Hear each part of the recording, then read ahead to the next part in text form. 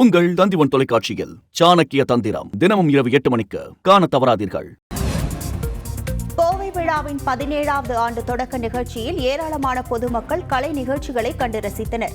கோவை விழாவின் 17வது ஆண்டு தொடக்க நிகழ்ச்சி மற்றும் கோவை மாவட்டத்தின் 220வது ஆண்டு நிகழ்ச்சி காந்திபுரத்தில் உள்ள கிராஸ்கட் சாலையில் நடைபெற்றது. இதில் கோவை மாவட்டத்தின் கலை, கலாச்சாரம், பண்பாடு ஆகியவற்றை வெளிப்படுத்தும் வகையில் பல்வேறு இசை மற்றும் நடன நிகழ்ச்சிகள் நடைபெற்றது.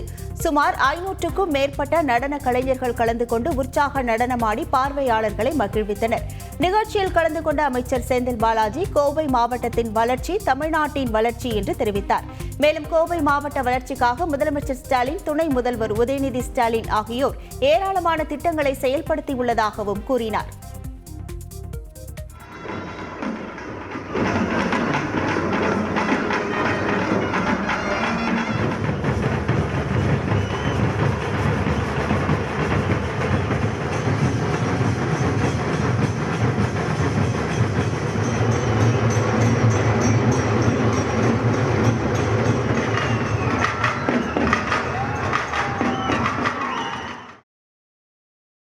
எனவே வளர்ச்சி என்பது மாவட்டத்தினுடைய வளர்ச்சியாக இல்லாமல் கோவையினுடைய வளர்ச்சி என்பது தமிழ்நாட்டினுடைய ஒட்டுமொத்த வளர்ச்சியாக இங்கு மிக பிரம்மாண்டமாக அமைந்திருக்கின்றன.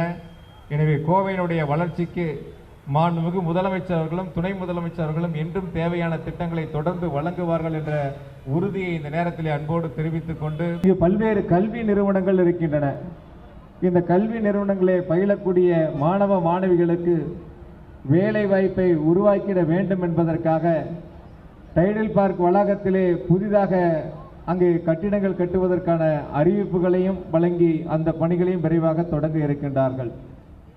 கோவையினுடைய மற்றும் ஒரு அடையாளமாக மிக பிரம்மாண்டமாக 7 மாடி கட்டிடமாக அமைய இருக்கின்றன பெரியார் நூலகம்.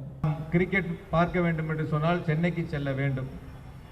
அதை அடுத்து கோவையில் மிக பிரம்மாண்டமான ஒரு கிரிக்கெட் மைதானம் அமைப்பதற்கான அறிவிப்புகளையும் வெளியிட்டு, தேர்தல் நேரத்தில் கொடுக்கப்பட்ட அறிவிப்பு என்று இல்லாமல் தேர்தல் முடிந்தவுடன் உடனடியாக அந்த பணிகளை தொடங்குவதற்கான உத்தரவுகளை கொடுத்து அந்த பணிகள் இப்பொழுது தொடங்கப்பட்டிருக்கின்றன. உங்கள் தந்திவன் தொலைக்காட்சியில் சாணக்கிய தந்திரம் தினமும் இரவு 8 மணிக்கு காண தவறாதீர்கள்.